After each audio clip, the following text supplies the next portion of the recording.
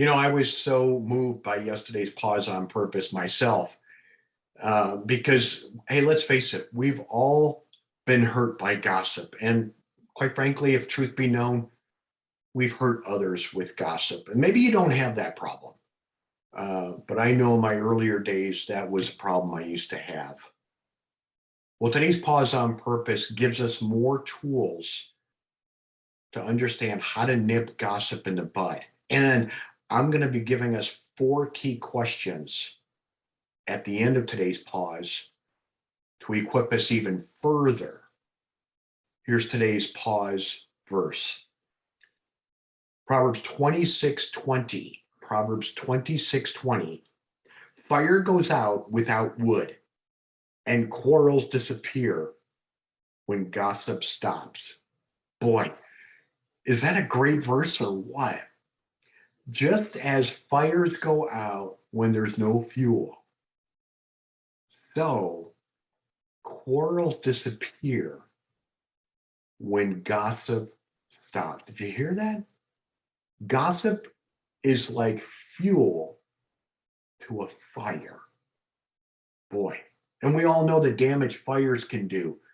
I've never lost a home to a fire or a car, but my dad did. My dad had his home go up in flames when he was in high school, and all his trophies and a lot of his certificates all went up in dust and flames and ashes. And I asked him about that. He goes, "You never want to go through it. It is so hurtful, so painful. It's a huge loss." And so it is in any organization, any relationship, any business, any family, hey, even any church. When there's quarreling, know that there's gossip. And the writer of Proverbs, Solomon, says the way to get rid of quarreling is to get rid of the gossips, is to stop it, because it's like fuel to a fire. Well, I promised you four questions. I did some research online to a mentor friend of mine, indirectly. I shouldn't call him a friend. He's more of a mentor by extension. These are from Chuck Swindoll. And boy, I wish he was my friend, right? But he's a mentor of mine. I've been following him for 30 years now. And he comes up with four key questions. This is from his devotional on rumors. And rumors, like anything else, are a form of gossip. He says, when you run into rumor mills and when you run into people who want to be a rumor monger or a gossip, let's just put it that way. When you run into people who are gossiping, here are four questions to keep in mind. You might want to write these down.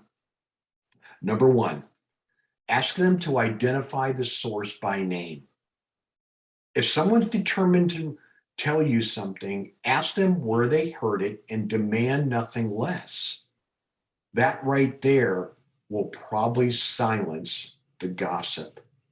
If not, then feel free to move to step two and ask this question. Number two, support evidence with facts. Don't accept hearsay. Refuse to listen to honest to goodness truth when honest to goodness truth is being communicated. Say, I'm not going to listen to this. If it's nothing but the truth, if you can't back it up with facts, I'm stopping the conversation here. Then you walk up from the table and get out. And nothing says you have to stay there. And nothing says that you have to continue the conversation. You can always push hang up on your phone or ask someone to leave or leave their home. So, number one, identify sources by name. Number two, ask them to support evidence with facts. Number three, ask the person, hey, can I quote you on this? boy, boy, that'll raise a few eyebrows, right? And the hair on someone's neck. Hey, I'm going to quote you on that. Is that okay? Boy, that'll just put the kibosh on everything right there, right? Fourthly, and finally, openly admit, I don't appreciate hearing that. I don't appreciate hearing that. And I don't want to hear that anymore. So here are the 4 questions again. Ask them to identify the sources by name. Have them state the facts. If they can't state facts and it's only hearsay, or I think it was this, or it could have been that, I'm not really sure, but this is what I heard, stop it right there. Say, unless you can support this with facts, conversation stops now. Thirdly, ask the person, hey, I'm going to quote you. May I quote you on that? May I quote you on that? Right? And then fourthly, just tell them flat out, I don't appreciate that. And I don't want to hear that. If you want those questions, you can look them up for yourself. Just type in Swindoll and rumors and it should come right up. If you want me to send them to you, just send me an email, phoenixpastors@gmail.com. And again, I'm quoting Chuck Swindoll, giving credit where credit's due. And know that we can put the nip on gossip when we take away the fuel, right? When we take away the gossip, divisions stop. And beloved, that's true in my home, your home. That's true in your business, the place I work. That's true in churches. That's true in organizations everywhere. And like forgiveness, which we talked about earlier, you get rid of gossip and you start forgiving. Boy, you got yourself a healthy community going right there. And why? Because we're going with God, because he goes with us. And beloved, that's where we all want to go, right? We're following the lighthouse. We're going with God. Talk to you soon.